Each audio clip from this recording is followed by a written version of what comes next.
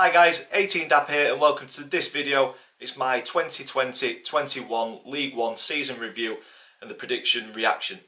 Let's get this video started.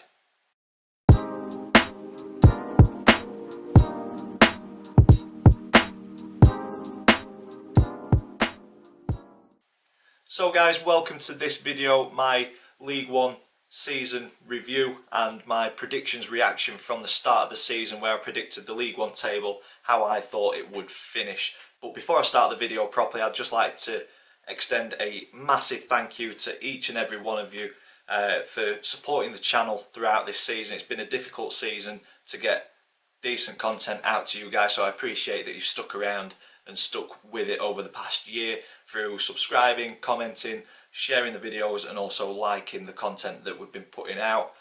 We are currently at 1,970 subscribers, so we're so close to the 2,000. So if you haven't already, please click that subscribe button so that you're here for next season, because we've got a lot planned. But yeah, almost 2,000 subs, spot on. Thank you very much, it is very much appreciated.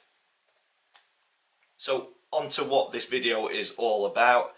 We're going to have a look at what my season expectations were at the start of this season, and then we'll move on to the reality, what happened this season. I'll also go through 4 key players, in my opinion, for Doncaster Rovers this season, and then I'll give my goal of the season. Last year I had the opportunity to kind of give an award for like the best fans' thoughts and things like that, but obviously with COVID not going to any of the games, unfortunately it's only been match previews going onto the channel this season, so I'm looking forward to getting back into the stadium next season so we can get some proper decent content out to you guys to enjoy. But then to finish off this video, this is what this one's all about. At the start of the season I predicted where every team would finish in League One. There's some absolute howlers in there, there's some which are fairly close, and there's a couple that are spot on as well. So stick around to the end, we'll go through where I predicted teams and where they finished off. And what we do is if a team finishes a couple of places away from where I predicted them, I end up getting those points for the places, and the aim is to get the lowest score possible. So we will see how we've got on at the end of the video. But first, on to my season expectations. So Darren Moore was at the club, he was the manager at the start of the season, and for me he was still building his squad, he was still stamping his philosophy on the club and on the team, and my expectations were that we'd start seeing new faces coming in throughout the summer transfer period and possibly the January transfer period. So it was a project that wasn't anywhere near finished yet, but it was starting to get a bit more exciting, thinking that the team was starting to look a little bit more well-rounded. The philosophy was starting to sink in a little bit, especially with some of the players brought in earlier on in the summer, and I thought the recruitment was very good this year. I thought the players that we had were much better than what were recruited in the previous season. Maybe a little bit inexperienced, but I think the budget that we had, because of COVID or whatever reason, I think that limited us to the talent that we could bring in, and Adam Henshaw did a very, very good job along with Gavin Baldwin and Darren Moore, bringing that sort of talent that we had this season in, and I thought we were looking like we were going to be a very, very decent outfit in League One. I fully expected a solid mid-table finish because of the amount of new players coming in. It may have taken a little bit of time to gel, but I thought there'd be a playoff push towards the end of the season. I expected us finishing high mid-table, but that didn't quite happen, did it? So yeah, expectations was a solid season this season, a bit more of a building season to push on next year. But the season reality, it was much different to that. We shot out of the blocks. We had a very, very good first half of the season, and we were in a very commanding position towards the top end of League One. We were securely in the playoff spots around Christmas. We had the opportunity to go top against Shrewsbury at home, where we got beat 1-0, and from that point we just never really got going again, in my opinion. There was a fantastic opportunity this season to make playoffs, if not better. But we just ran out of steam at the key moment of the season. We had games in hand. I've not seen us in such a commanding position before, but it just disintegrated. Our season capitulated. However you want to put it, it went from a fantastic season, a very positive looking season, to one that will be quickly forgotten. Maybe not forgotten. I think it'll be talked about for a long time, but it's one that Rovers fans will quickly want to forget, in my opinion. I think there was a couple of reasons for the sudden loss of form, the sudden loss of ability or passion, however you want to put it, the chalk and cheese, what was our season. And for me, one of the main catalysts was the loss of Ben Whiteman. I think that was massive in January. Seeing Liam Hoden from the Free Press say it, he was the entire package. Everything about him was superb at League One level, and it was very difficult to replace Ben Whiteman as a package. There was a number of players who were having to step in and fill those individual roles that Ben did as a single player. I think that was one of the main reasons that our season went from being so positive to what it did. I also think Darren Moore leaving in a rough patch hindered our season. Do I think the board made the right decision appointing Andy Butler? Yes, I do.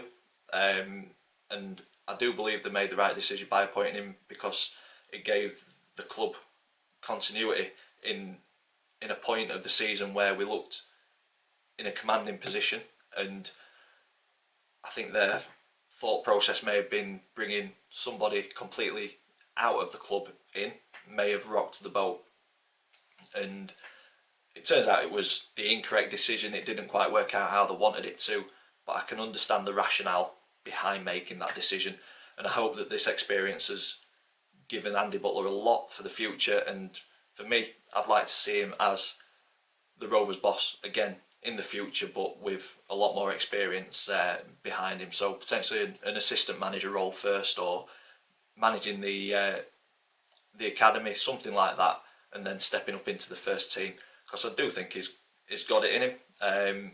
I just think it was the right man at the wrong time. Just my opinion. any of your opinions, let me know in the comments down below. But yeah, in a nutshell, our season, it was a season of what could have been, from such a commanding position to finishing in the bottom half. Scandalous, absolutely scandalous, but we build and we go again next season. On to key players. The first one for me is big Tom Anderson, and I've gone with Tom as a key player because he was one of the few players out of the entire squad in the second half of the season where he can hold his head high and say that he gave absolutely everything that he could. It was commanding, it was solid, it was consistent, and for me, the injury that he got at Fleetwood when he was out of the team for such a long time, we missed his leadership and we missed his presence in that back line, and the organisation that he gave us. And for me, it shows how important he is, becoming captain after Ben Whiteman left. Fantastic player, and I hope to see him in the red and white of Donny Rovers next season. So for me, Tom Anderson gets a big solid 8 out of 10 for his performances over the season. On to my next key player, it is Ben Whiteman. I've gone with Ben because he did have a massive impact on the start of the season for us, even though he's not still at the club now. He had to be in here as a key player because he was one of League One's best players, in my opinion, best midfielders in League One, top 5 minimum. And it was no surprise to me that a Championship club came in for him at January. Preston came in for him, closer to home, probably offering him more money. It makes sense why he's gone to Preston. As I say, closer to home. He's playing his trade at a higher level, and for me, I think the Championship will help him grow as a player, and I think he'll do extremely well up there. So I'm looking forward to seeing how he develops as a player over the next couple of seasons. But Liam said it, and I've mentioned it previously in this video as well, how much of a package Ben Whiteman was. His range of passing, his leadership on the pitch, the fact that he was the link between our defence and attack. He broke up opposition attacks with ease, and very consistently as well. But then he had the ability to get us straight onto the front foot and move through from defence to attack very quickly. And we lost that when Ben went to Preston. And for me, as I've said, that was one of the main catalysts for our implosion of a season. I've given Ben an 8.5 out of 10. More than likely, it would have been higher had he stayed for the full season. He popped up with a number of goals, a number of key goals as well in the first half of the season, and absolutely gutted to see him go. So 8.5 out of 10 for Ben. Moving on to the next player, Reece James. And for me, Reece is the player of the season for Doncaster Rovers. He was very committed to the system throughout all of the season. He showed massive versatility, playing in numerous different positions. I think in one game he played in four different positions, and he was very consistent in every single position that he played. I thought we got the best out of him in the centre defensive midfield, but he was still extremely capable. Left back, left wing, you name it, he played it this season, apart from goalkeeper. Popped up with plenty of goals, a couple of assists as well.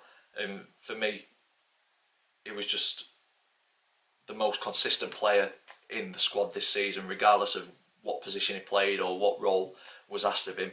He gave 100% every single game, and yeah, best player of the season for me. I'll be very surprised to see him in a Donny Rovers shirt next season. I think he'll be Championship footballer. So for me, I'd give Reece James a 9 out of 10 for his performances this season. And on to the final key player, I have gone with Fahiri Okunabiri, top scorer for the Rovers with 14 goals, and that is nothing to be sniffed at League One. Especially the majority of the season, it was played out wide. So for me, I'm looking forward to the future with Okunabiri up top, potentially with a striker playing off him. It'd be nice to get the best out of Bogle. I think Bogle's hold-up play is fantastic. So potentially playing him a little bit deeper and Okunabiri off him, we may get the best out of him, and who knows, that 14 goals could become 20 plus. Very good striker, bags of ability. Never dominated defences throughout the season, but there was always that chance that he could produce something from nothing. The way that he strikes a ball with very little bat lift, it's just fantastic. Very, very good player. Happy to see him up top, and for me, he was one of our key players, popping up with those 14 goals and being the top scorer. So I've given Fahiri Okunabiri an 8 out of 10 for this season. Moving on to the goal of the season. I think any Rovers fan will know what the goal of the season is going to be. It is James Coppinger's free kick against Hull on the 20th of February 2021. It brought us back to 3-3. It secured the draw, and it was the final goal that James Coppinger scored in his career at the Keith Motor Stadium. And to say a few words on Cops, it is absolutely gutting that he's hung his boots up, but what a professional, what a career he's had. Fantastic role model on and off the pitch for people of many ages. He's been at the Rovers for over half of my life. I've watched him play and absolutely rip defenders to pieces, and as I say, absolutely gutting to see him hang his boots up, but very grateful that the club have given him a position within the club. It sounds like it's kind of the psychological side of the game, which is very big on pro mindset and kind of self-belief, and I'm hoping that he can pass on those abilities and kind of that frame of mind to younger players and players that we bring in during transfer windows, and hopefully if they've got the character that Cops has, we stand a good chance in the future. But yeah, gutting to see him finally play his last game. I think he had the ability to play on for one more year, but he's made the decision for himself, and I think that's the main thing. And Rovers fans need to stop being selfish and just enjoy the memories that he's given us over the 17 years. So a big thank you to Cops for that, and I hope that I can get him on the channel at some point to talk about his career and how he's doing in retirement. So keep tuned to the channel. Hopefully we can make that happen in the coming months. But yeah, for me, the free kick in the shirt that he designed, 11 minutes into added time, 3-2 down, he's come on, it's written in the stars. We all know the script, and he's whipped it into the top corner, a fantastic goal. But unfortunately, as I say, final game wasn't a very good one. Peterborough clearly not read the script on that one. Not a nice way for Cops to bow out, but he's done it on his terms, and I respect that. So all the best for your retirement, Cops. It's going to be very strange not seeing Coppinger 26 on a team sheet again. Very sad, very, very sad, but grateful that he's still part of the club and still involved with the club, and hopefully that passion that he's got for Doncaster Rovers has shone through in his interviews and will continue to impact the Rovers over the coming seasons. So yeah, goal of the season for me, Cops' free kick against Hull.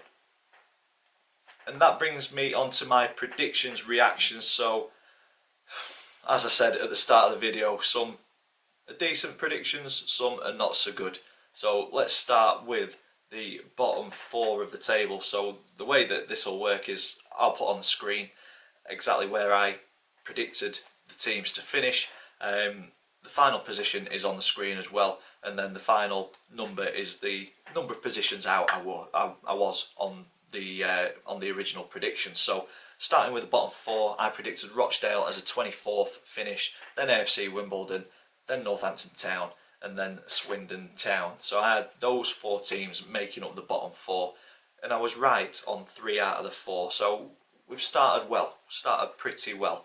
Rochdale finished 3 places higher, just in the bottom 4 in 21st. I got Northampton Town spot on in 22nd, and Swindon dropped a couple of places from where I predicted them. They finished in 23rd. So the fourth team, AFC Wimbledon, survived another season in League One, finishing 4 places higher than what I predicted them in 19th. So well done to AFC Wimbledon there, and good luck to the 3 teams, Swindon, Northampton and Rochdale, next season in League 2. You'll be looking for an instant return, I'm sure. Moving on to 20th to 13th, so my bottom half, bottom mid-table that I predicted, from 20th up to 13th, I went with Accrington Stanley, Plymouth Argyle, MK Dons, Lincoln City, Crewe Alexandra, Burton Albion, Hull City and Shrewsbury Town. So this is where it gets a little bit worse. So 3 out of 4 of the relegated teams I got right, but this is where it goes all wrong.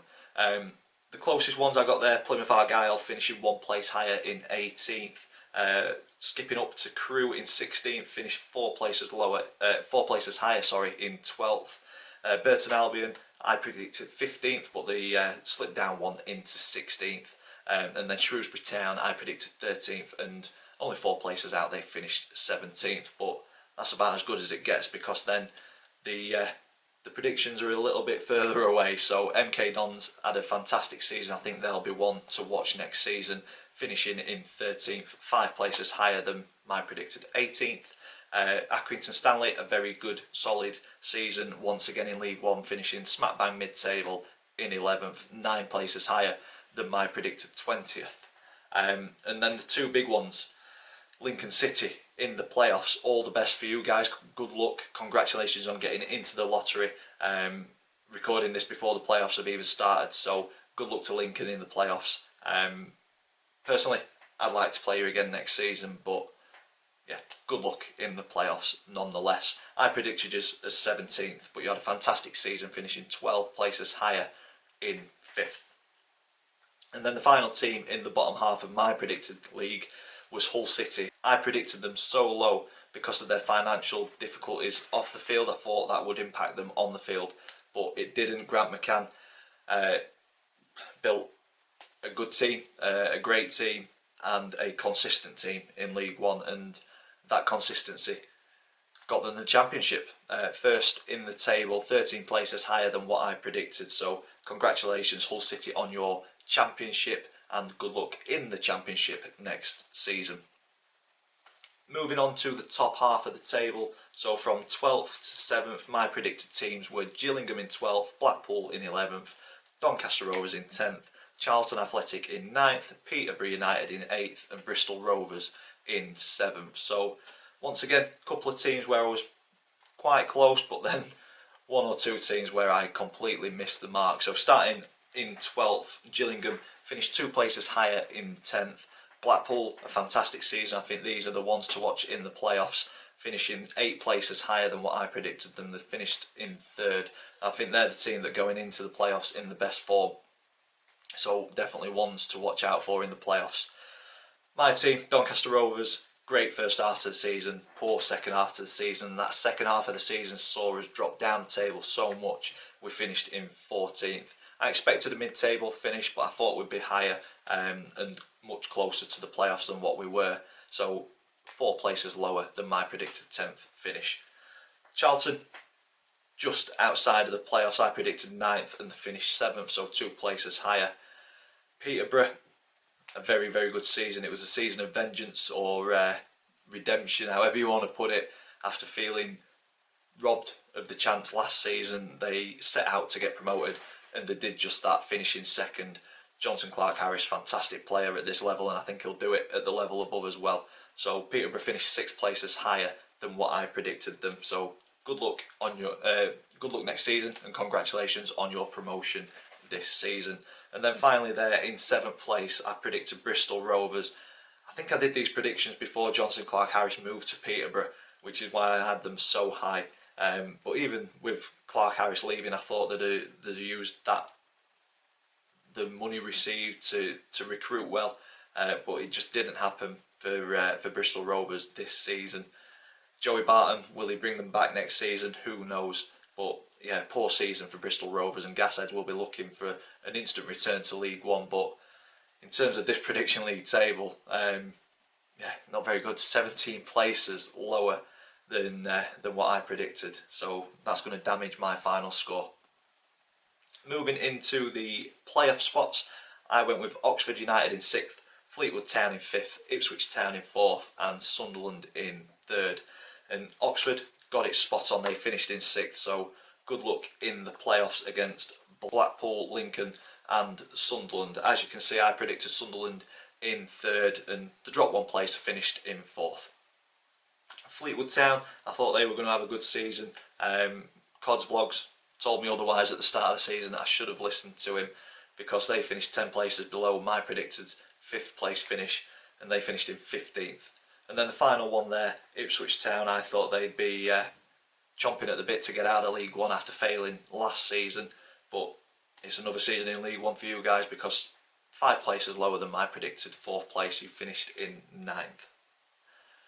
So as we know, Hull City and Peterborough have got promoted, so the top 2 will be incorrect. And I went with Wigan in 2nd and Portsmouth in 1st. So I went with Wigan, although they had financial issues the same as what Hull City did. I just thought that they'd push on with the momentum that they had from doing very, very well in the Championship the season before. But they did have a good season. They've survived the drop, and I think they'll want to push on next season. They've got the new owners, so one to watch next season for me. But I was miles off the mark with Wigan this season, 18 places lower than my 2nd place predicted finish.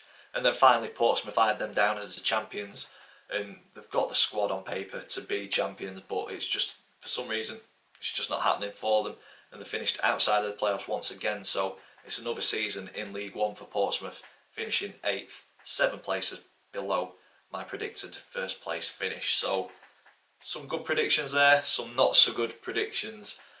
And what that means on the results is, if we look back at 2018-19, I got 140 points. So for every place I predict where they're away from that, it's a point onto my score. So the first season that I did it, 140 points. Last season, did very well, 100 points, shaved 40 points off it. But this season, I got 2 spot on predictions, Oxford and Northampton.